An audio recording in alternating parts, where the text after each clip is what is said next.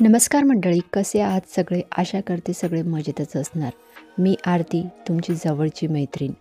पुढे बघितल्याप्रमाणे तुम्हाला कळालंच असेल, आज आपण निघालो आहे पुण्यातल्या एका इच्छापूर्ती गणपती दर्शनाला, म्हणजेच दगडूशेठ गणपतीला. आजपासून नवीन वर्षाची सुरुवात होत आहे. म्हटलं नवीन वर्षाची सुरुवात आपल्या बाप्पाच्या दर्शनाने करावी आणि व्हिडिओ जो आहे तो थोडा लेट झाला आहे अपलोड करायला. सो त्यासाठीच मेट्रोने जातो आहे, कारण आज फार ट्रॅफिक लागणार तिकडे. कारण आपल्यासारखे विचार करणारे जगात हजारो लोक असतात. सगळ्यांनाच नवीन वर्षाच्या पहिल्या दिवशी बाप्पाचं दर्शन करायचं असतं. बरेच लोक देवाच्या दर्शनाला जातात पहिल्या दिवशी. आणि मेट्रो जी आहे दापोडी ते मंडई आहे, म्हणजे डायरेक्ट आहे, तर हे बेस्ट ऑप्शन आहे आम्हाला. दापोडीपर्यंत आम्ही ऑटोने आलो आणि मेट्रोचं तिकीट जे आहे ते सुद्धा कमीच आहे, फक्त 25 रुपीज. मेट्रोचा प्रवास केल्यानंतर मला लंडनची आठवण येते. आम्ही लंडनला असताना अशीच भटकंती करायचो. एव्हरी सॅटर्डे संडेला मस्त मेट्रोने जायचो, मस्त फिरायचो आणि घरी यायचो. खूप साऱ्या आठवणी आहे ज्या मी जपून ठेवलेल्या आहेत तिथल्या. आणि ह्या मेट्रोमध्ये खूप गर्दी आहे, आपण बघू शकताय. बसायला अजिबात जागा वगैरे नाही आहे, सगळे लोक उभेच आहे. कदाचित सगळे लोक तिथेच जात असतील असं वाटतं मला तरी. आणि ही जी मेट्रो आहे खूप छान मेंटेन आहे. तुम्ही जर एक्सप्लोर नसेल केलं मेट्रोने तर नक्की करा, म्हणजे आपल्याला आवडेल याने प्रवास करायला. आणि खूप कमी वेळात आपण आपल्या डेस्टिनेशनला पोहोचतो. तुम्ही आरामात मस्त AC मध्ये तिथे जाऊ शकतात.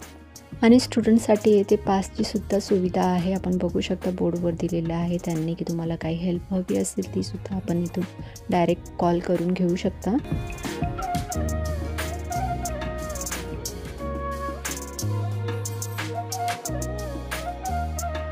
आणि इथे माझी मुलं नाही आली, कारण त्यांना गर्दीमध्ये नकोसं होतं, नको वाटतं त्यांना. कुठे गर्दी असेल आणि तिथे जायचं असेल ते पहिलेच नाही म्हणून देतात. त्यांना अजिबात अशा गर्दीमध्ये आवडत नाही. माझी नणंदबाई आहे सोबत, आम्ही सोबतच निघालो आहे. तिचं घर जे आहे ते थोडं दूर आहे माझ्या घरापासून. त्या आल्या आणि नंतरच आम्ही निघालो आहे.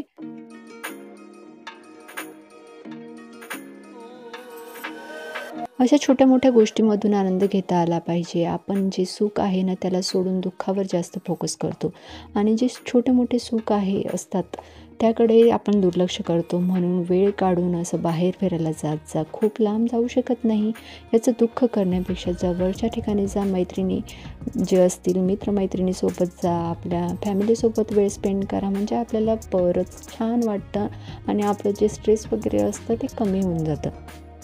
तर आता लास्ट स्टेशन जे आहे ते आलेलं आहे आणि जी सगळी गर्दी आहे ती इथेच उतरणारी आहे. आपण बघू शकता, म्हणजे सगळे जे आहे ते गणपती दर्शनालाच जात आहे असं आहे. जोपर्यंत ही पूर्ण गर्दी जात नाही तोपर्यंत आम्ही एका साईडला थांबलेलो आहोत, म्हणजे ते जातील नंतर आम्ही जाऊ. कारण एक सोबत हे जे सगळे लोक आहेत ते एक सोबतच अशी गर्दी करतात की आम्हाला एकदम अशी दुनियाभरची गाई आहे, आम्हालाच पहिले जायचं आहे, आमचाच पहिला नंबर पाहिजे, बस त्यांना तसंच हवं असतं. म्हणजे त्यांना जाऊ द्यायचं आणि नंतर शांततेत निवांतपणे आपण जायचं. प्रत्येक वर्ष कसं पुस्तकासारखंच असतं ना, 365 दिवसाचं.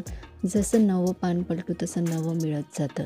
कधी मनामध्ये राहिलेलं पूर्ण होऊन जातं. नवं पान, नवा दिवस, नवी स्वप्न, नवी धैर्य, नव्या आशा, नव्या दिशा, नवी माणसं, नवी नाती, नवं यश, नवा आनंद, कधी अपूर्ण तर कधी संपूर्ण.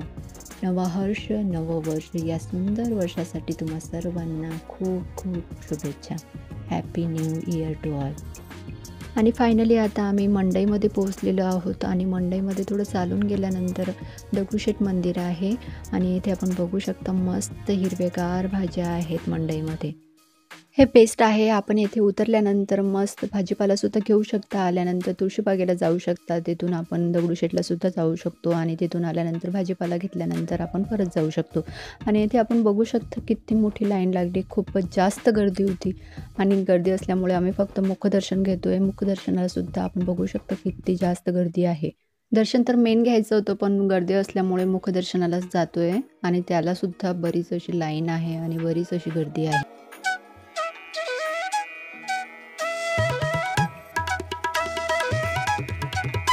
खूप सुंदर असं फ्लावरचं डेकोरेशन केलेलं आहे आणि अष्टविनायक दर्शन आपल्याला येथे करायला मिळेल फ्लावरमध्येच. आणि फायनली थोडीशी झलक अशी आम्हाला बाप्पाची मिळालेली आहे आणि आता दर्शनामध्ये म्हणजे जी रांग आहे त्यामध्येच आम्ही उभो आहोत.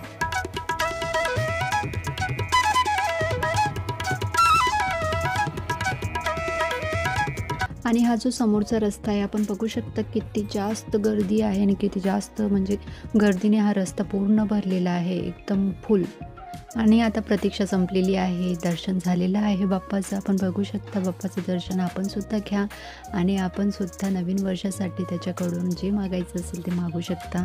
बाप्पा तुझी कृपा सदैव पाठीशी असू दे, तुझा हात सदैव मस्तकी राहू दे, गणपती बाप्पा मोरया. मस्त देवदर्शन केल्यानंतर आता आम्ही आलो आहे चुटूरपुटूर खरेदीला. खरेदी तशी आम्हाला काहीच करायची नव्हती, पण आलो आहे तर बघायला लागलो आणि बघितल्यानंतर असं होत नाही की आपण काही घेणार नाही. तर इथे ड्रेस घेतलेला आहे आम्ही, म्हणजे मी 2 घेतले आणि माझी नणंदबाईने 1 घेतलं, असे 3 ड्रेस घेतले. घ्यायचं काहीच नसतं, पण गेलो म्हणजे घेतल्याशिवाय आपण राहत नाही. काही ना काही म्हणजे काहीतरी घेऊनच येतो असं होतं. आणि आत्ता लगेच घेतल्यानंतर लगेच पुढे निघालो आणि आत्ता जातो आहे घरी. आणि घरी जाण्यासाठी सुद्धा आम्ही मेट्रोनेच जातो आहे, म्हणजे प्रवास जो आहे तो शांततेत आणि व्यवस्थित होईल. 2024 वर्षात अनेक कडू-गोड अनुभव आले. आयुष्याच्या जिण्याची एक पायरी मागे पडली. त्यात कळत नकळत प्रत्यक्ष-अप्रत्यक्षरित्या अनेकांनी सहकार्य केले. अनेक नवी माणसे भेटली. आणखी एका वर्षातील घडामोडी आठवणीमध्ये जमा झाली. देवा अशीच गोड माणसं पुढच्या आयुष्यात मिळो, अशाच अनेको आठवणी मनात राहो, असेच सगळे आनंदी हसत जगो, हेच बाप्पाकडे मागणं मागत घरी परतलो.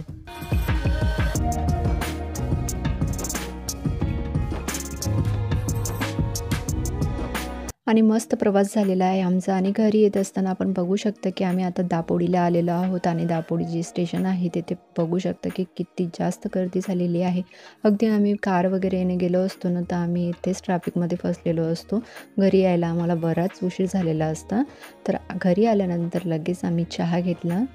चहा घेतला म्हणजे आपलं जे थोडंफार डोकं वगैरे जे दुखत असतं ना ते निघून जातं. आणि म्हणजे बाहेर वगैरे घेणार होतो पण नव्हता घेतला. घरी आल्यानंतरच म्हटलं घ्यावं शांततेत निवांत बसून.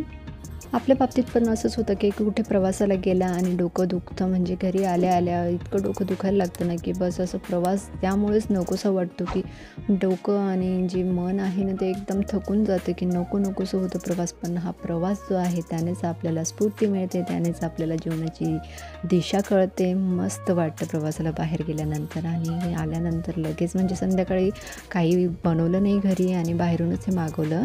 आणि बघू शकता की किती छान हे मस्त म्हणजे बाहेरून म्हणजे कधीतरी खाल्लं तर बरं वाटतं. तर आजचा व्लॉग आपल्याला कसा वाटला मला कमेंट करून नक्कीच सांगा. आणि चॅनलवर नवीन असाल तर चॅनलला सबस्क्राईब जरूर करा.